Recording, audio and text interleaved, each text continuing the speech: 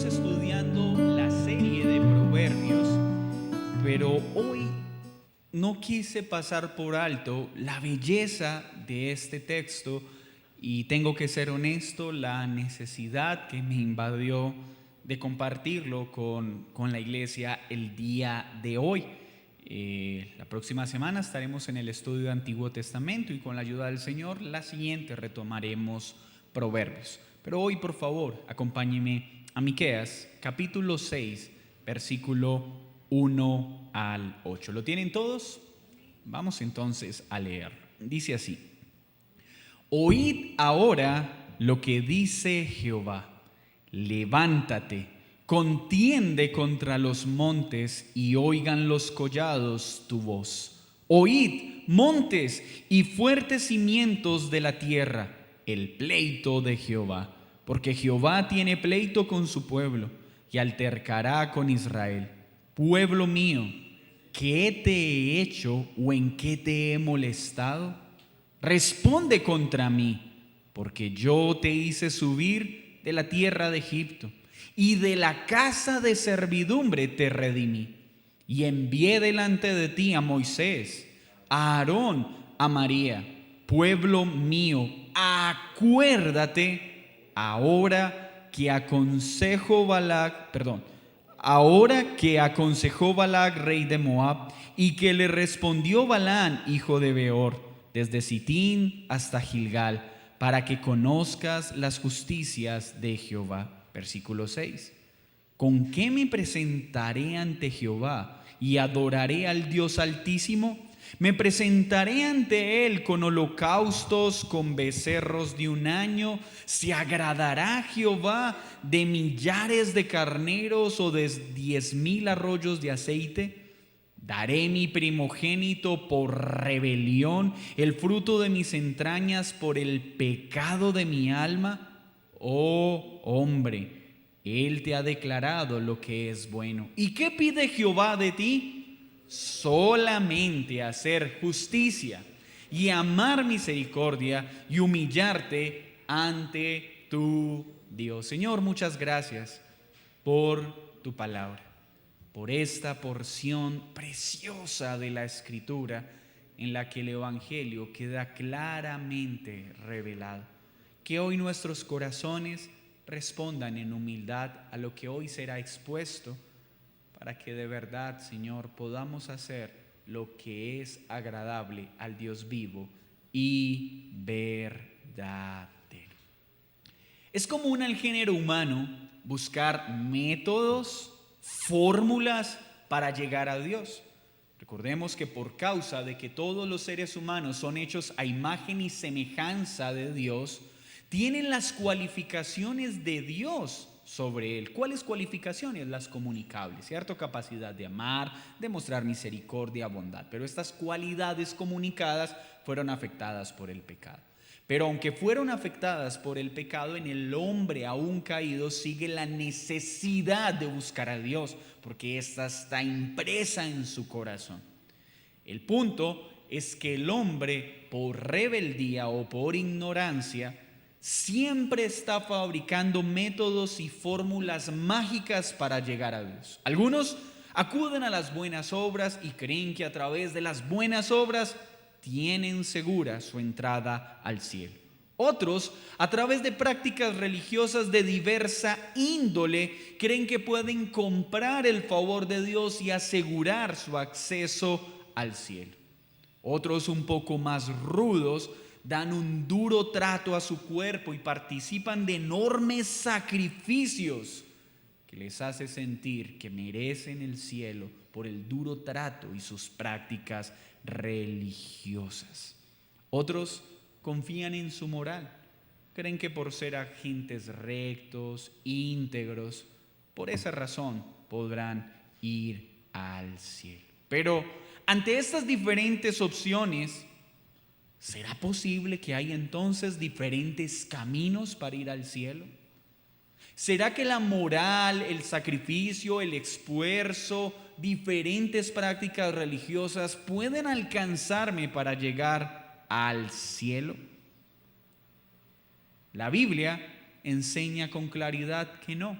Y Jesús mismo dio respuesta a esta pregunta. ¿Y cómo la respondió? Cuando Él dijo en su enseñanza: yo soy el camino, la verdad y la vida. Nadie puede ir al Padre sino por mí. Así que, aunque los hombres apelen o acudan a diferentes métodos religiosos, solo hay un camino. Esos que tratan con dureza el cuerpo y participan de rituales severos, al final de su carrera tendrán que encontrarse cara a cara con Jesús y Él les dirá: esto no sirve para salvación. El que se cree muy moral y muy recto se encontrará con lo mismo. Aquel que ha apelado a las obras y a diferentes alternativas escuchará lo mismo: esto no compra salvación. Apártense de mí, hacedores de maldad, porque no los conozco. Pero esa religiosidad en el corazón del hombre también se manifiesta con la siguiente pregunta: ¿y qué tengo que hacer entonces para ser salvo? Notan que esa pregunta aparece muchas veces en la Biblia. El joven rico es un ejemplo de ello. Señor, ¿qué tengo que hacer para ser salvo? Todavía seguimos pensando que la salvación se obtiene por lo que hacemos. Este texto, dirán ustedes, pero bueno, ¿qué tiene que ver con el Evangelio? Nuestro hermano Newton, cuando predicó acerca de este pasaje, puso como título de su enseñanza: el Evangelio de Cristo como único camino a Dios. Y sé que usted puede estar preguntándose: ¿Cristo? ¿De qué manera aparece Cristo como camino de salvación? Pues bien, en la historia de la iglesia ha sucedido en diferentes instancias que el hombre cae en el error de creer, y aún los creyentes, de que a Dios se accede por lo que hacemos, por nuestros esfuerzos. Entonces, a través de esta sección, y como quiero plasmarlo en el título, vamos a hablar del Evangelio de Cristo como el único que nos da acceso a Dios. El Evangelio de Cristo como el único que nos da acceso a Dios. Y podemos dividir esta porción de la siguiente forma. En la primera parte vemos la bondad de Dios recordada. En la segunda parte, la religiosidad del hombre expuesta. Y en la tercera parte, la verdadera forma de llegar a Dios. Arranquemos entonces con la primera sección: la bondad de Dios recordada. Vale la pena recordar que Miqueas es un libro profético, es uno de los profetas menores. Y note cómo empieza esta discusión: oíd ahora lo que dice Jehová. Estamos presenciando una especie de juicio. Dios está hablando a través del profeta Miqueas. ¿Y qué está juzgando Dios? El proceder del pueblo. Miqueas aparece entonces como juez, Dios quien hace la demanda, y el pueblo de Dios como las personas demandadas. ¿Y qué empieza a hacer el Señor? A recordarles todas sus bondades. Miren lo que dice: levántate, contiende contra los montes. ¿Recuerdan qué sucedió en los montes? Específicamente en el monte Sinaí, donde fue entregada la ley. Los montes mismos fueron testigos de la entrega de la ley. Les está diciendo que la creación misma sirva de testigo de lo que yo he hecho por ustedes.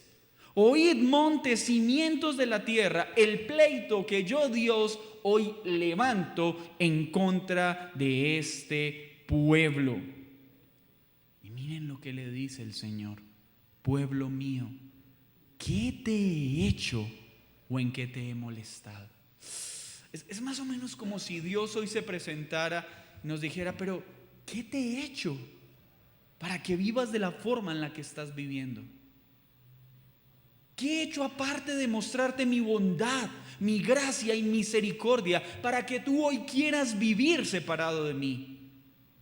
¿Qué he hecho si lo único que he hecho desde que creé todas las cosas es mostrar la inmensidad de mi bondad, obrando por gracia en tu vida? Responde contra mí, dime, ¿Por qué vives en la forma que vives? ¿Qué he hecho yo?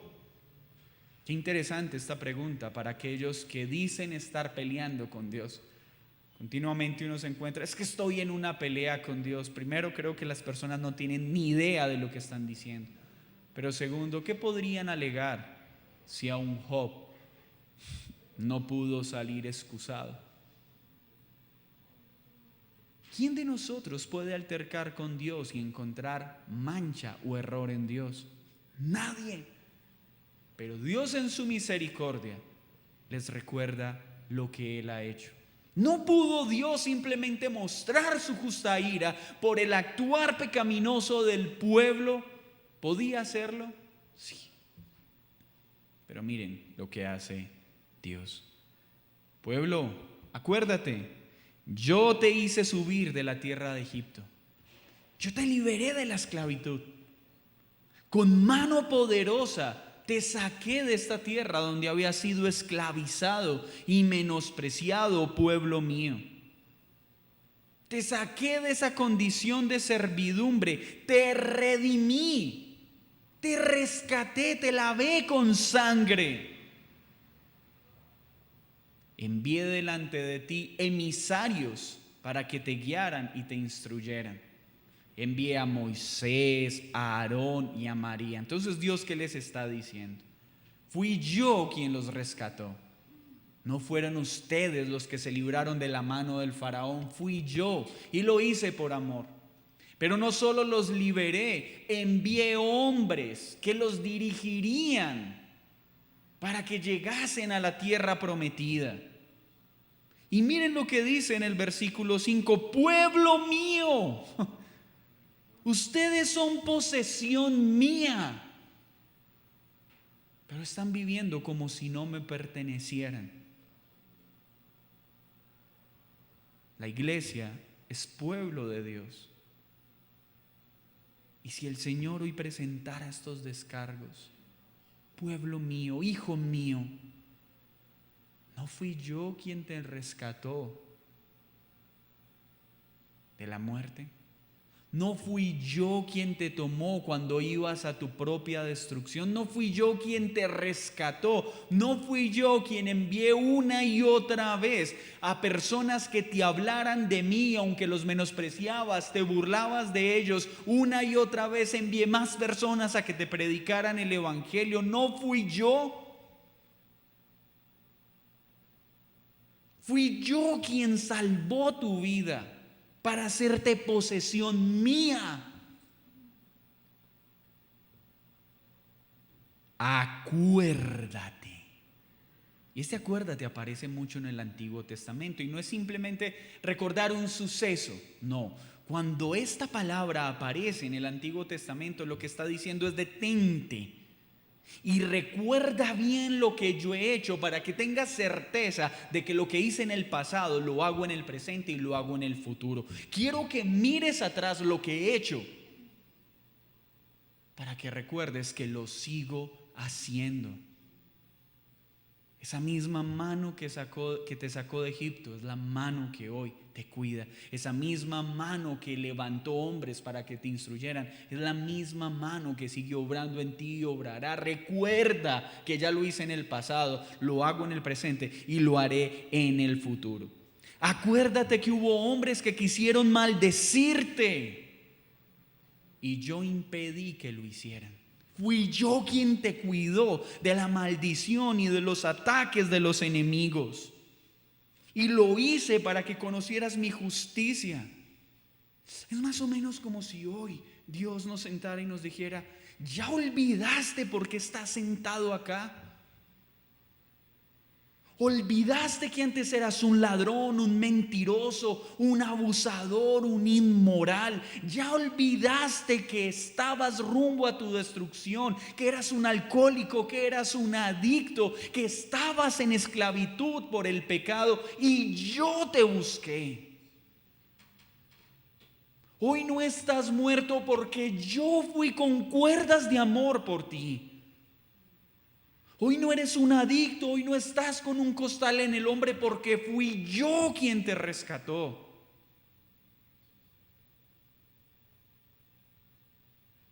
y aún así no vives para mí. ¿Qué he hecho si lo único que he hecho es amarte?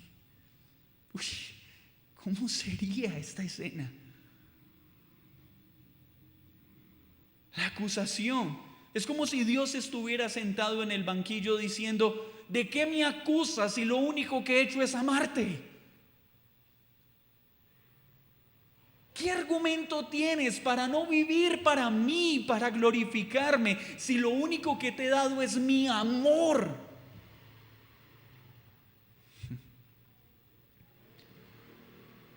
Versículo 6. ¿Con qué me presentaré ante Jehová y adoraré al Dios Altísimo? Le está diciendo: ¿cómo entonces ustedes creen que yo puedo ser adorado? ¿Cómo creen que pueden honrar el amor que les he entregado? Un amor que ha sido dado por gracia. Hagámonos esa pregunta, porque este mismo llamado Dios nos hace, lo hace en esta noche. ¿Con qué nos estamos presentando ante Jehová? ¿Con qué estamos tratando de adorar a Dios? ¿Inundando nuestra mente de conocimiento? ¿Con esfuerzos humanos? ¿Qué es lo que estamos presentando a Dios? Es más o menos lo que está sucediendo. ¿Con qué creemos que estamos dando la gloria que Él merece? Y lo hace otra vez con una pregunta argumentativa. ¿Te presentarás a Él con holocaustos? ¿Con sacrificios? ¿Te presentarás a Él con becerros de un año? ¿Se agradará Jehová de millares de carneros? Miren lo que le está diciendo. En serio, pueblo que ha sido salvado por gracia, ¿crees que puedes agradar a Dios con tus buenas obras? ¿Tú, joven, crees que puedes agradar a Dios simplemente porque llegas a la hora que tus padres te dicen?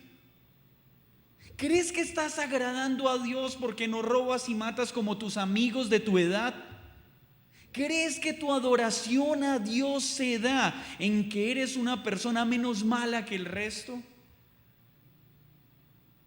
¿Qué es lo que estamos presentando a Dios para pensar que con ello le estamos adorando?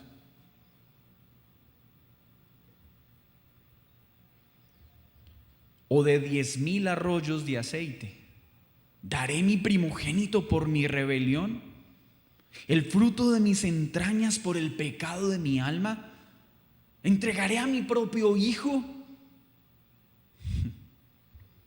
¿Notan ustedes algo que fue característico del pueblo de Israel y sigue siendo un mal presente en nosotros?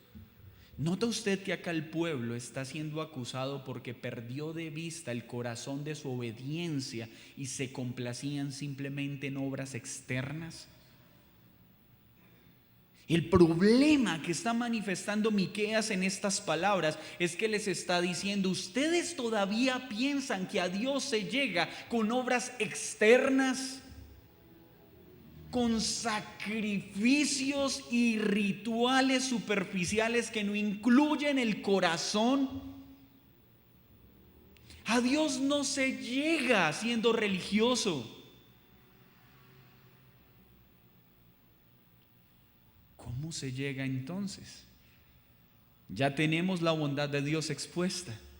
Ya tenemos la religiosidad del corazón del hombre desenmascarada. ¿Qué es lo que está haciendo acá Miqueas? Le está diciendo: pueblo, no pongan más su confianza en las prácticas externas. Esos rituales externos no agradan a Dios. Pues si el corazón no está incluida en esta obediencia, en vano son efectuados todos los esfuerzos. Si nosotros venimos a la iglesia por obligación, por miedo a los hombres, estamos cayendo en ese mismo mal. Si la razón por la que nos levantamos en la mañana a leer la Biblia o la leemos antes de acostarnos o apartamos tiempos de oración simplemente por miedo a Dios o por cumplir con los rituales, este cargo recae sobre nosotros. ¿En serio crees que con esos rituales externos te puedes presentar a mí? ¿Crees que eso sirve para llegar a Dios? Los hombres acá denunciados estaban confiando en las obras y no en la gracia. Confiaban en las obras y no en la fe.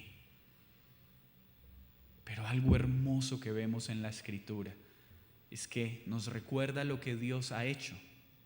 Expone nuestro pecado, pero nos muestra la cura. Hermanos, el Evangelio brilla con esplendor. Una vez es mostrada la oscuridad que gobierna nuestra vida y cómo la bondad de Dios ha estado presente en nuestra vida aún mientras éramos esclavos. Miren lo que está haciendo Miqueas y que el Señor me conceda poder hacerlo en esta noche. Tú estás acá presente para, por la Escritura, recordar algo. A pesar de lo que tú has hecho y sigues haciendo, a pesar de lo que yo he hecho y sigo haciendo, la bondad de Dios nunca ha dejado de ser manifestada en nuestra vida. Tú y yo estamos acá y no estamos muertos, porque Él ha mostrado una bondad que no merecemos. Pero ¿para qué nos ha salvado? ¿Para qué nos ha redimido? ¿Para convertirnos en meros religiosos que dedican su energía a sacrificios externos? No. Miren luego lo que enseña Miqueas. Acompáñenme por favor al versículo 8. Oh hombre, Él te ha declarado lo que es bueno. No hagas más esto. No acudas a la religiosidad. No creas que son las obras externas las que te llevan al cielo. No. Que es lo que te hace tener acceso a Dios.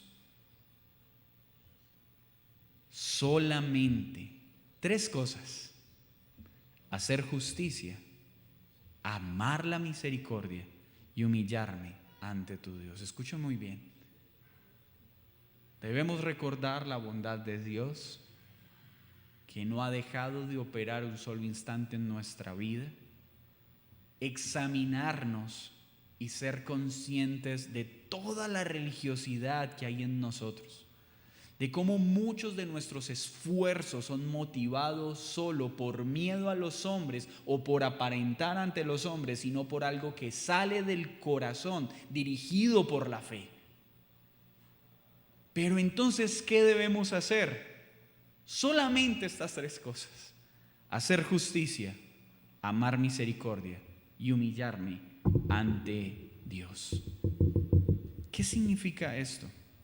Cuando hablamos de justicia, la Escritura presenta este término como toda acción coherente, alineada al carácter de Dios, que se ajusta a todo lo que Dios ha mandado, a todo lo que Dios ordena. Pero entonces, ¿qué está pasando en este momento? Si estamos diciendo que no es por obras, ¿quién entonces puede hacer las obras de justicia que la Escritura manda? ¿Quién entonces puede salvarse?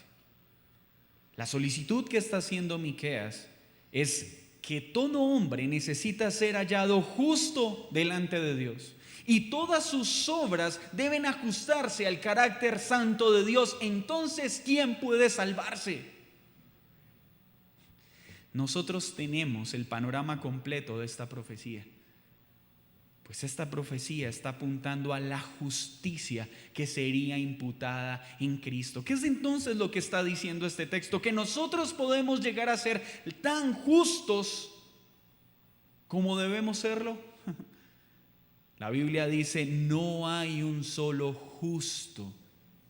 El único justo es Jesús. Entonces, ¿qué nos está enseñando Miqueas conectándonos con algo que pasaría en el futuro?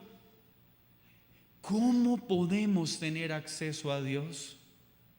A través de Cristo, porque solo en Él podemos ser hechos justos. Solo en Él somos declarados justos. Solo en Él podemos tener obras de justicia que son satisfactorias a Dios. Sí, mis hermanos, lo que nos enseña Miqueas es que todas nuestras obras son simplemente trapos de inmundicia, como lo dice Isaías, que no nos dan la facultad de acceder a Dios. Porque para acceder a Dios tenemos que ser justos, y el único que puede cambiar nuestra condición de enemigos de Dios a justos ante Dios es Jesucristo. Es aquí entonces donde vemos el Evangelio en este texto. Es aquí donde vemos que para llegar a Dios la única forma que tenemos es en Cristo. Cuando hablamos entonces de esa vida justa, estamos hablando de la vida en Cristo. Quiere decir entonces que al venir a Cristo y ser declarados justos, no tengo que ser diligente en tener una vida piadosa. No, hermanos, lo que tenemos que entender acá es cómo se une la justicia de Cristo y nuestra responsabilidad de vivir en sincera justicia. ¿Cómo debemos ajustar cada día nuestra vida a todas las cosas que se ajustan al carácter de Dios? Esa es nuestra responsabilidad.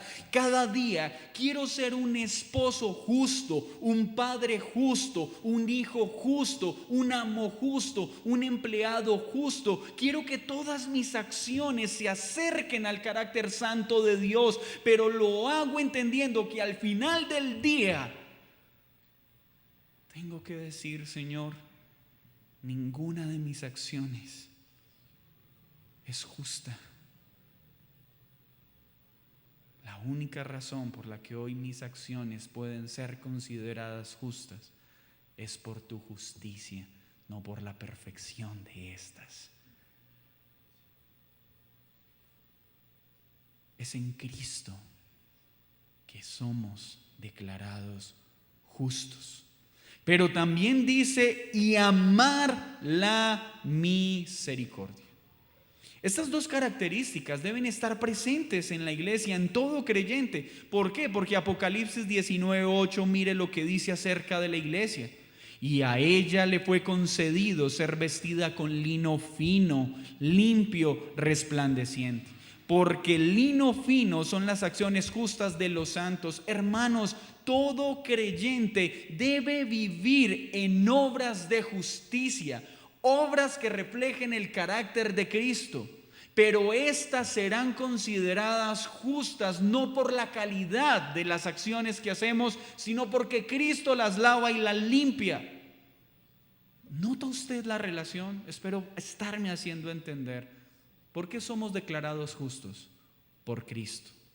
Pero por causa de esa declaración, ¿cuál debe ser nuestro deseo?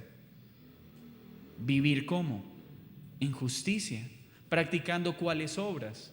Las obras justas de las que habla en Cristo, de las que habla la Biblia. Pero ¿cómo las podemos practicar? ¿En nuestras fuerzas? En Cristo, el que nos justifica y el que nos fortalece para que nuestra vida cada vez más se alinee con el carácter de Dios. ¿Eso cuándo va a terminar? Cuando Cristo venga. Pero ¿cuándo vamos a dejar de esforzarnos en ajustar nuestra vida más y más al carácter de Cristo? Hasta que Él venga. Y entonces, ¿qué es amar? La misericordia. Recordemos lo que dice la Escritura acerca de la misericordia. ¿Recuerdan cómo es descrita en la palabra este hermoso atributo de Dios? ¿Qué dice la Biblia acerca de la misericordia? ¿Qué dice la Biblia acerca de Dios y todas sus bondades? ¿Qué dice la Escritura acerca de su proceder?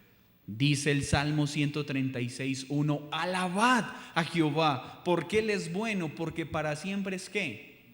Su misericordia.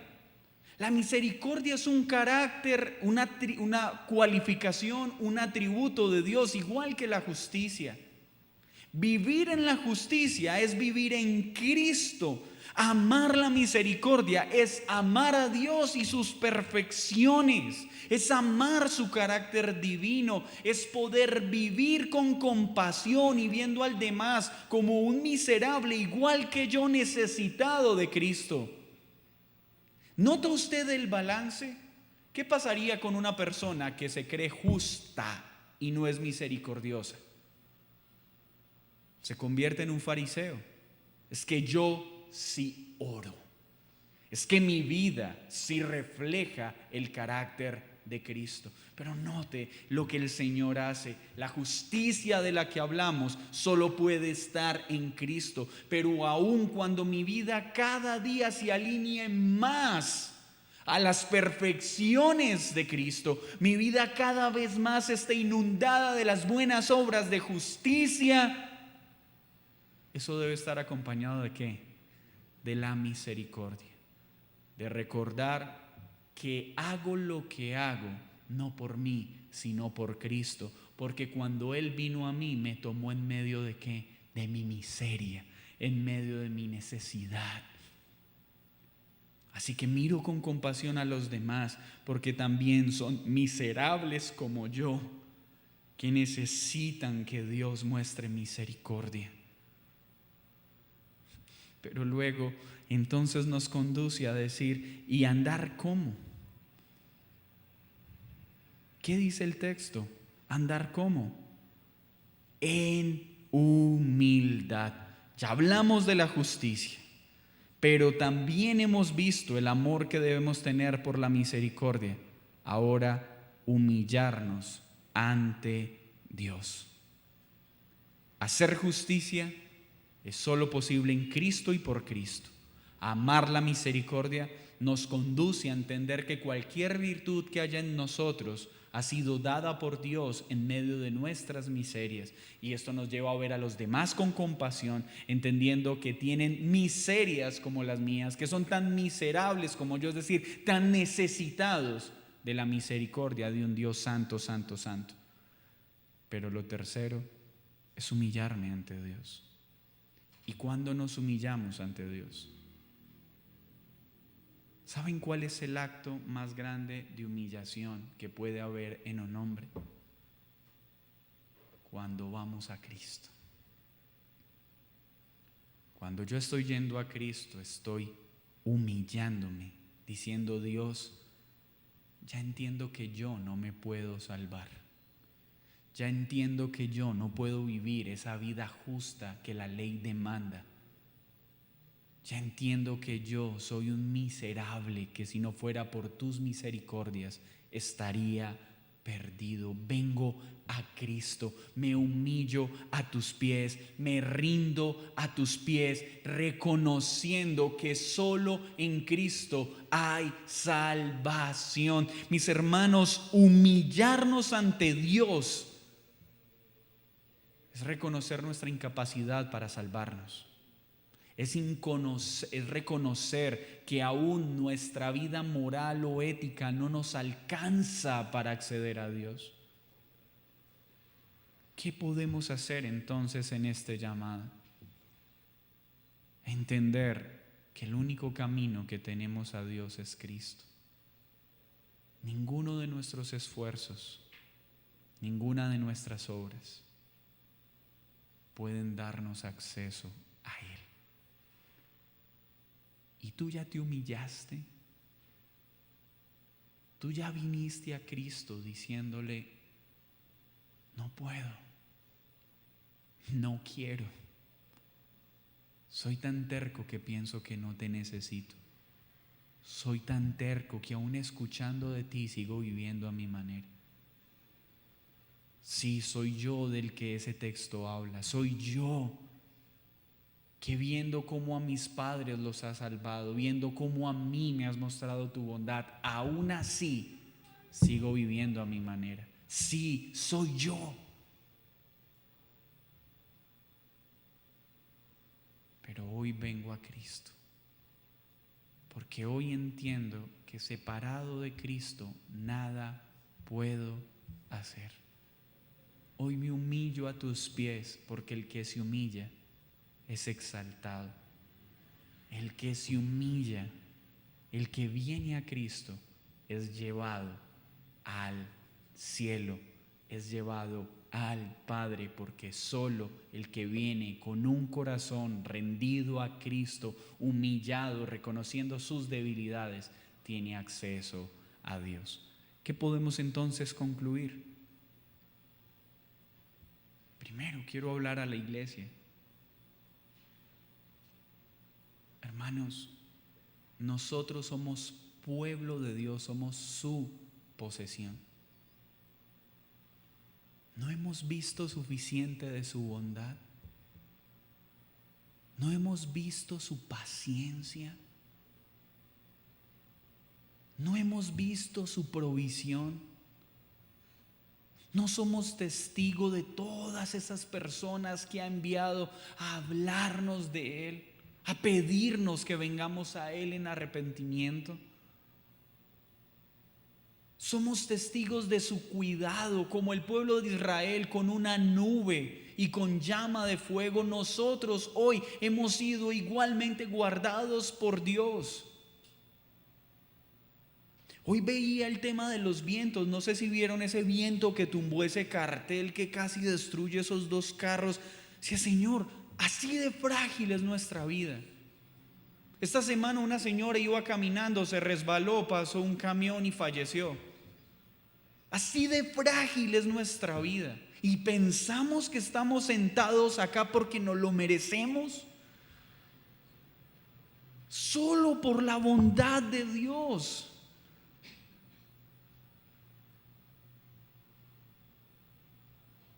Pero ¿qué ha hecho entonces Dios para incomodarnos? Que aún no lo buscamos con el fervor que debemos hacer. Aún nos excusamos en nuestras ocupaciones y en nuestros rituales. ¿Qué nos ha hecho Dios si no es amarnos? ¿Qué te ha hecho Dios que aún después de la bondad mostrada sigues viviendo a tu manera? Pero hoy, ¿qué te pide? Humíllate. Ven a Cristo. Reconoce tu debilidad. Porque al venir a Cristo podremos hacer las obras de justicia. Podremos amar la misericordia que hay en Dios y ser misericordiosos como el Dios que fue misericordioso con nosotros. Humillémonos. Afirmemos nuestra relación con Cristo y démosle gracias por lo que ya hizo. Y que eso nos anime a vivir con gratitud. Iglesia, cuidado con creer que a Dios lo complacemos con sacrificios y rituales. Pero sí requiere que la vida cristiana tenga esfuerzos y diligencia, no para ser salvos, sino por gratitud. ¿Necesito servir para que Dios me salve? No, pero sirvo porque quiero agradecer a Dios que me salvó. ¿Necesito congregarme para ser salvo? No, pero me congrego porque quiero conocer más a ese que me salvó. Es un tema de corazón, de fe y gratitud. Pero tú que no has creído, no hay nada que pueda salvarte. Puedes encerrarte en un cuarto y decir que no matas, que no robas, que no mientes, pero aún así estás condenado. ¿Qué tienes que hacer? Humíllate. Vamos, no pienses que eres bueno. Reconoce tus miserias y dile: Cristo, me humillo a tus pies y sálvame. Oremos. Señor, muchas gracias por esta porción de la Escritura que nos hace mirar y recordar todas las bondades que has tenido con nosotros. Hoy hacemos memoria de lo que hiciste con Israel, pero hoy también queremos hacer memoria de lo que tú hiciste con nosotros. Señor, nosotros seríamos el adicto, el asesino, el violador.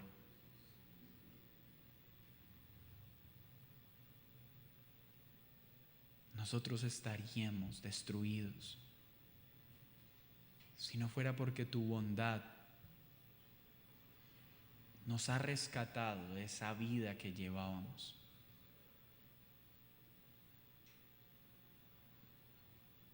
Tú has hecho salir el sol para beneficiar a justos y pecadores. Enviabas lluvia aun cuando merecíamos la muerte.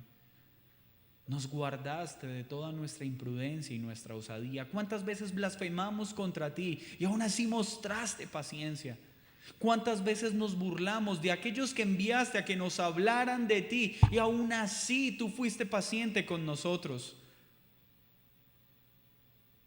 Y aún así, con el gran amor que nos has amado, nos diste vida en Cristo. Hoy nos humillamos para decir: gracias, Señor, porque es solo por Cristo y en Cristo que tenemos acceso a Dios. No es por ningún sacrificio ni por ninguna obra.